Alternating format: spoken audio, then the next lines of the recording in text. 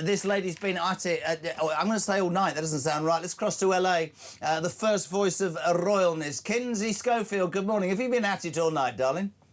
I have been working all night. I've done a few interviews, yes. Can I just say, Reg nailed it. Do you know what he's put? Jeremy, what with the ginger ninja coming back to the UK with his deplorable wife and family, does that mean that... Well, he's put Kenny Schofield, I'm sure he means... Does that mean Kinsey Schofield's going to move to the UK now, please God?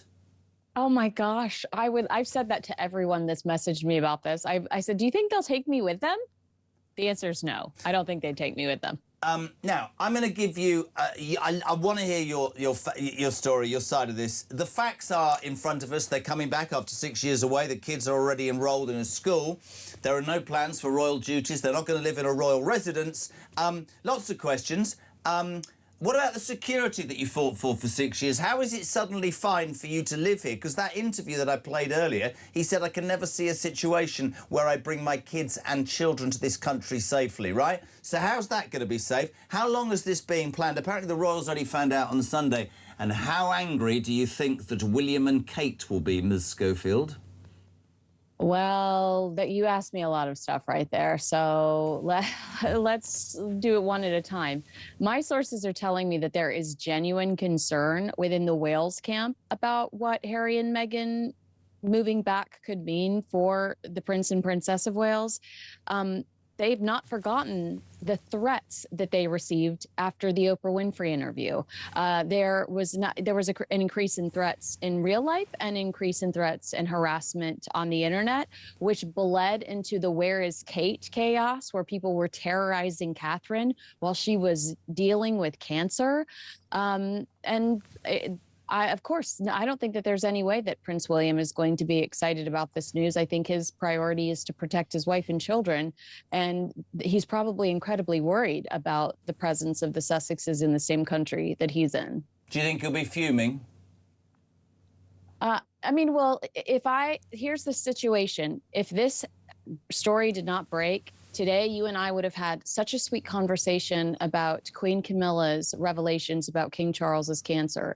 That to me is proof of what a distraction these two people are from the working royals, from the legitimate work that this family does, and what a great reflection they are and what great ambassadors they are for your country.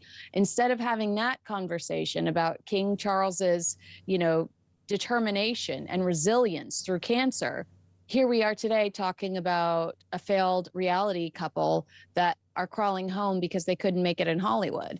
And so, yeah, I mean, what a nightmare for this family. It's really interesting that you brought that up about the king, because Jan from Newcastle sent a text whilst you were saying that, which I think is something I hadn't thought about already. She said, my take on the Mexic story is perhaps the king is more ill than we, the British public, are being led to believe, Kinsey Schofield. I've had that question, and Harry's team is telling American outlets that the reason for this move is the king's health. But let's just look at a pattern here, and that pattern is having no empathy or compassion for the elderly when they are ill. When Prince Philip was in the hospital, Harry and Meghan had no problem sitting across from Oprah Winfrey and unleashing on this family. When the Queen was in the final days, weeks, and months of her life, guess who was filming their Netflix docuseries where they accused an entire country of racism? Harry and Meghan, unbothered by the Queen's illness, unbothered by the fact that she was an elderly woman who, should have been enjoying her twilight years, but was fearing what was to come from Montecito, worried about this book, worried about this Netflix series. If we look at a pattern of behavior, that tells us they really have no empathy and compassion when it comes to the elderly and their illnesses. I think that this is all about Harry and Meghan worried. Maybe they are worried about King Charles passing away. They are worried that Prince William, under a King William reign, will strip them of their titles and their identity. All Harry identifies as is the Prince of England, he told that rugby podcast, which is not his title, and the Duke of Sussex. And a Prince or a King William reign jeopardizes that identity. But how does coming back now with respect, let's play a game here. They come back now. Peter Blex is with me. He believes, and he's a better man than I'll ever be, he believes in forgiveness, and he says if they showed some contrition, maybe the British public, I personally think it's too far, but he's absolutely entitled to his opinion. And for me, the William thing's really interesting, because I have absolutely no doubt as I sit here that King William will strip him of it. I genuinely don't see any way back. Now, maybe I'm wrong. Why does coming back now make that less likely in your mind, Kinsey? Because Meghan Markle's entire motto has been fake it till you make it. Perception is reality. And if they are in the United Kingdom and Harry's going to charity events left and right, even if it does appear to be a rival court, he still looks like a working royal. This looks like two people trying to kick the door down and force the half-in, half-out role. And while it might not be official under the British royal family, and King Charles, you know, sources close to King Charles have even told American outlets that when he was told about their move back to the United Kingdom, he told them, well, this is not, there's going to be no change in your status as working royals. You're going to remain private citizens. It's going to look like they're royal because of that proximity to the royal family. And certainly in America. Peter Blex is with us. We can get a camera on him. I'm really interested. You've been listening to what Kinsey's been saying. You were talking earlier about forgiveness, and everybody has an opinion. What's your take on what Kinsey said, Pete? I hear what Kinsey says, and I understand why so many people would be nodding their heads in agreement with what she says. There's another aspect here, though, that I think we haven't discussed this morning. Earl Spencer is soon to have a book published, or to write a book. And I, for one, cannot ever forget the image of Earl Spencer behind Diana's hearse with those two broken-hearted boys, as they were at the time, having lost their mother. I wonder if Earl Spencer is playing a role here in handing out a fig leaf, perhaps, to the King, perhaps to William. I wonder if that book is going to give us some kind of insight and maybe just be a step towards what the Sussexes hope will be reconciliation. You are a very clever man, Peter, but he's not going to nod because he thinks he is. There's two things I'm going to say to that. The first thing that's just sprung into our minds here is maybe they're going to live at Althorpe. I don't think Earl Spencer, by the way, is going to do anything to benefit the King and William. No. I think he's going to basically say that the monarchy did nothing for his late sister. I think that's to be stirred up, and it might well be, I could be wrong, that this is just off the top. You might have alighted on something there, that Earl Spencer might not be giving an olive branch to the royal family, but maybe Althorpe's the answer, Kins. I don't know. I mean, I had this conversation with Sally Bedell Smith, who is an amazing author, a royal author. Sally Bedell Smith and I were debating this earlier on the phone. You know, I said Cotswolds because I know that they had been seen around there over the summer. Maybe they would move over there. There's also, really, we need to discuss the finances. Harry and Meghan are planning to keep the Montecito home. They're keeping their Portugal vacation home. Where's the money? Harry's got to pay the Daily Mail. It's my understanding he is desperate to settle the Senabale case that is coming for libel, that Senabale, his own charity, is suing him for libel, and that could be a financial exchange. Maybe they sell, maybe we're missing the point, maybe they sell Montecito to settle the debt against the Daily Mail.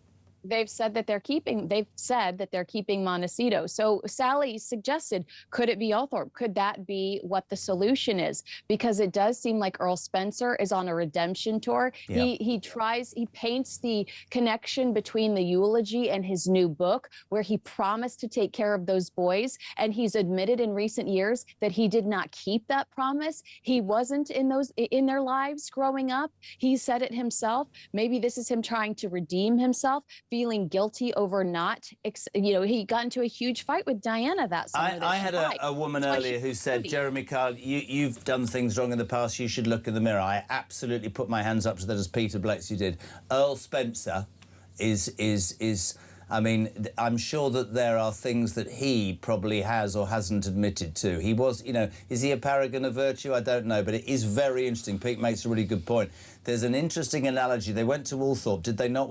Didn't Harry go to Althorpe, and they flew in from Portugal under the radar to see Diana's grave? And that might be the answer. And if that is the answer, then fantastic. But my whole point, Pete and Kinsey, is they have got such a long way to go to even be acknowledged, I think, by the British people. And there are millions of people in this country who won't buy it ever again, Pete. They won't. Yeah, if the day after the wheels land in the UK and before they've unpacked their suitcases, Meghan is on Celebrity MasterChef UK, OK, that will be absolutely catastrophic. She will just be seen to be Can you not grifting imagine that and happening? exploiting. But can't you see that happening to sell the jam? Because I can. Not as a part of a pathway to contrition and forgiveness. Absolutely not. I wonder who their team is, who guides them, who advises them. I think they need some wise old souls to put an arm around them, sit them down and say, this is how you're going to do it. Jason in Worthing says the only reason Harry's coming back is Meghan. She craves the attention, even if it's bad. She is so self-centred. She craves, look at me, look at me. We don't need them here as we're fed up with the constant moaning. I've lost all respect. It's a bit harsh from Jason to the king for allowing it. He can't say to his son, you can't come back to England. That's a ridiculous comment. What would annoy me is if I ever found out the financial arrangements have been financed by the king, because if these two grifters want to make it, they're going to have to come back. But I don't see, Kins, and this is where there are so many questions for me. If you've got to quit America because you're skint and because actually every single door has closed, the only country where the doors might open in terms of interest is the United Kingdom. So are they coming back because of contrition or because the king's ill or because they're so low and on their backsides financially that the only place they feel they could make some money in whatever way is the United Kingdom? That struck me when I read it. I think option number 3 is the obvious answer, but I also think Harry will be happy in the United Kingdom. He's been completely lost over the last few years and lonely. It is Meghan that's going to be miserable and going to make Prince Harry's life a living hell. And he might sit back and realize, what does it take to make this woman happy? I mean, I guess we should pat them on the back for lasting longer in America than they did last in the UK the first time around. Meghan was a working royal for what, 17 months before she quit her job? Think of all the jobs she has quit or left since then, between Spotify, Limonada, Netflix. She abandoned Pearl. What happened to her 40 by 40 project? These people are perpetual quitters. And so, you know, I mean, we can cheer them on all we want to regarding their future in the United Kingdom, but they don't have a very good track record when it comes to execution.